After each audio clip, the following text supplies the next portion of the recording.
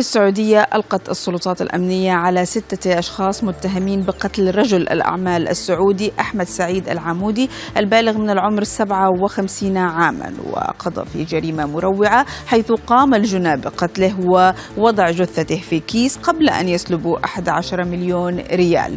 وقد تم إلقاء القبض على الجناه بسرعة قياسية، وتباشر الجهات الأمنية التحقيق في الجريمة التي ارتكبت أمس وهزت الشارع السعودي. وكان الناس قد تداولوا منذ مساء أمس خبر مقتل رجل الأعمال السعودي، مستنكرين في أكثر من هاشتاج أبرزها مقتل أحمد سعيد العمودي ومقتل رجل أعمال في جدة الجريمة، ومتطلعين إلى القبض السريع على الجناه.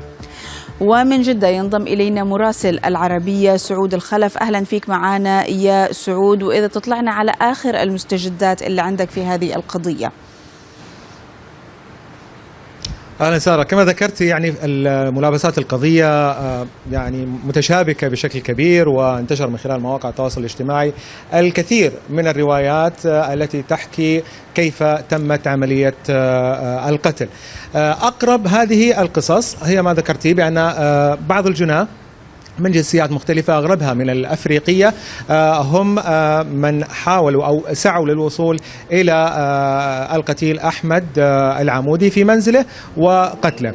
طبعا هنالك رواية تقول بأن بعد اكتشاف الجثة وجدوا علامات بأن هذه عملية القتل تمت من أيام عديدة، ولكن ما يدحض هذه المعلومة أن أحمد العمودي، وهذه معلومة تذكر لأول مرة، آخر مرة شوهد فيها هي بعد عودته من أدائه لصلاة الفجر ودخوله للمنزل، وبعدها لم يخرج أبدا.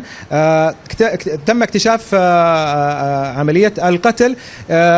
أحمد العمودي معتاد دائما يصلي كل الفروض في المسجد المجاور لمنزله، يذهب بسيارته مع السائق الخاص الذي يعتبر أيضا حارس للمنزل.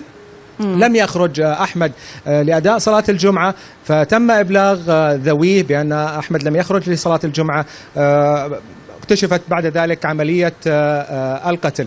بعض شهود العيان من جيران القتيل ذكروا أن في ذلك اليوم، وهو يوم الجمعة أو بالأحرى يوم الخميس، كان هنالك عامل يجوب الحي بشكل ملفت للانتباه. أيضا كانت هنالك سيارة ليموزين يعني تتجول حول المنزل، ويعتقد بشكل كبير أن لهم يد في هذه العملية.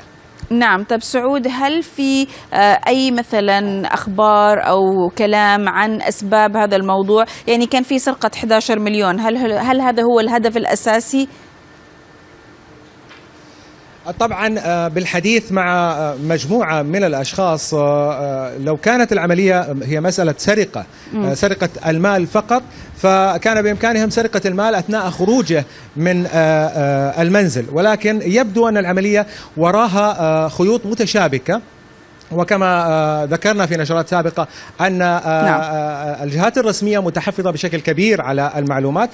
سننتظر في الأيام المقبلة، أعتقد أننا سنكتشف أشياء يعني لم تكن في الحسبان. نعم، بنشكرك على هذه المداخلة. كان معنا من جدة مراسل العربية زميلنا سعود الخلف.